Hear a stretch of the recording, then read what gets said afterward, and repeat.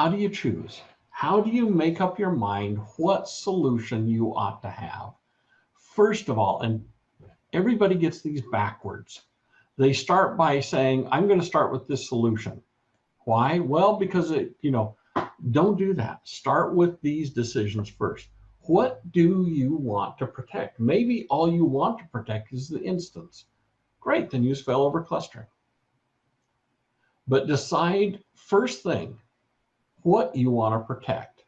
Don't think about how available it is. Don't think about how many nines you want to have, anything like that. Just decide what do you want to protect, and then how much are you willing to spend to make that protected?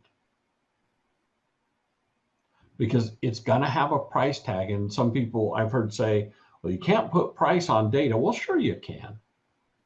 You can put a price on anything. Just tell me how much your data is worth. Is it worth $1? Well, of course it is. Is it worth $5 million? Well, I don't know about that. Well, come up with a number. Decide how much money you're willing to spend to protect that data and or that instance. Then please do yourself a favor and determine how you're going to measure availability. What does it mean? And how are you going to measure it? Once you've got those down, then which one of those options is possible becomes easier. But everybody wants to start off with the what availability first and then work back from there. It doesn't work that way. You end up making poor decisions that way. So decide what you want to protect, decide how much money you're willing to throw at it, and not just how much money, how much time, how much of your people's time you're willing to make them spend.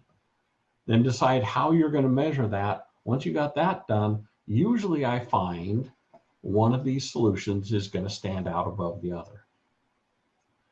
Now, one of the things we didn't talk about that I'm just going to throw out here is don't forget to think about cloud-based computing. Cloud-based computing, whether you use, Amazon Web Services or Azure or Google or VMware or whoever you use, IBM, I don't care who you use,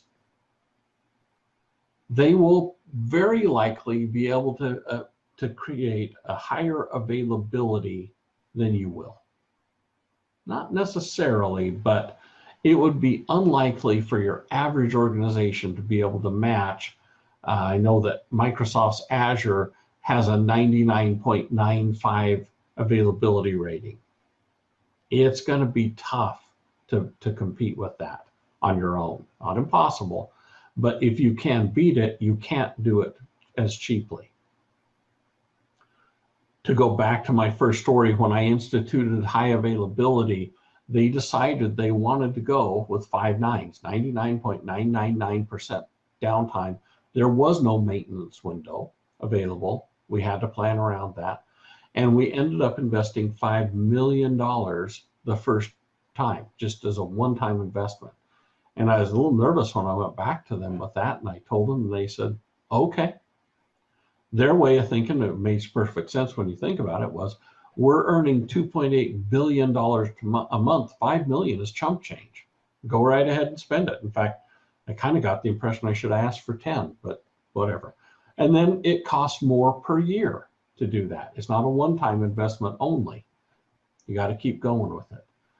So think about cloud-based data. First of all, every report I've read and everything I see convinces me it's cheaper to pay somebody else to host your data.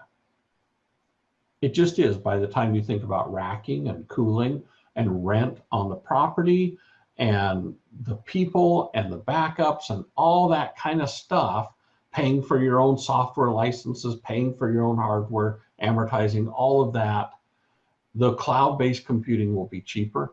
And I promise you that unless you're very exceptional, they will gain you a higher availability rate than you'll be able to come up with no matter which of these solutions you think of.